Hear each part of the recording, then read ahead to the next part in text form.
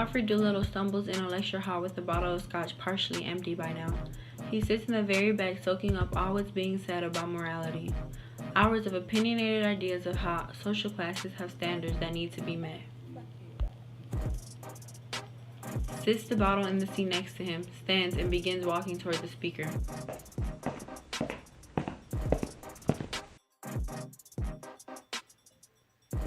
Yes, sir. Do you hear this? This be so mind-blowing. Stops and taps on the man next to him. Sir, you smell like bloody hound. Scoffs, slowly moves closer to stranger and blows the alcohol smell in his face. Stops speaking and looks out into the crowd. Security! This bloody coward has stumbled into my lecture hall and is disturbing my audience. Remove him immediately. Yells loudly toward the orator. The name is Alfred Doolittle, and none man will be having me removed. Interjecting Doolittle's statement. Did you say Doolittle? As in D. Doolittle? The name is Ezra D. Warnerfeller. I have heard a great deal about you by Professor Henry Higgins. He once stated in a letter that you were the most original moralist present in England, to the best of his knowledge, even as a common dustman.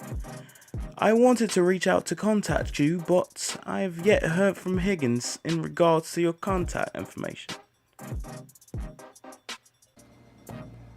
Quickly rushes down the front steps and over to shake his hand. Professor Higgins, you say?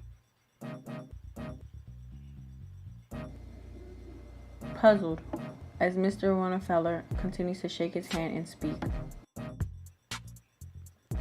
Yes. Yes, he said some remarkable things of you. Maybe you should come up here and help me prepare for my next session.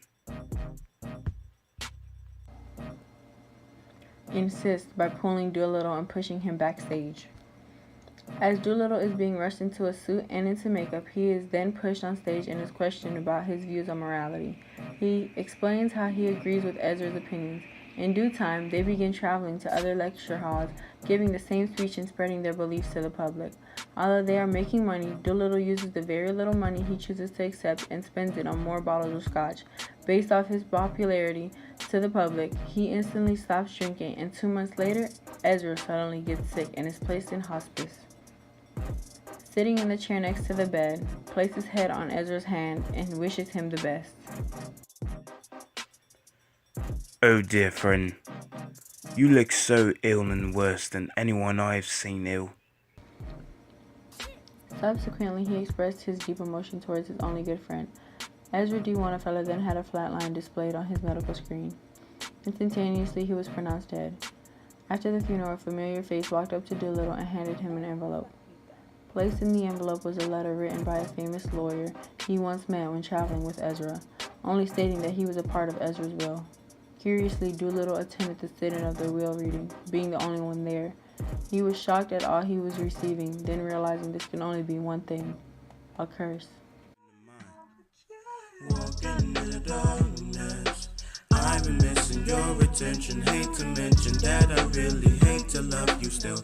I know I can do better. Walking in the darkness, I've been missing your attention. Hate to mention that I really hate to love you still.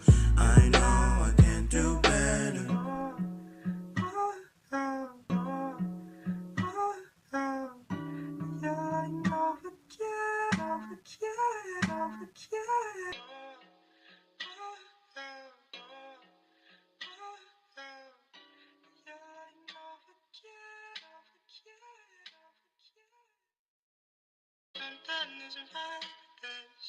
I've been missing the attention, you don't listen, you've been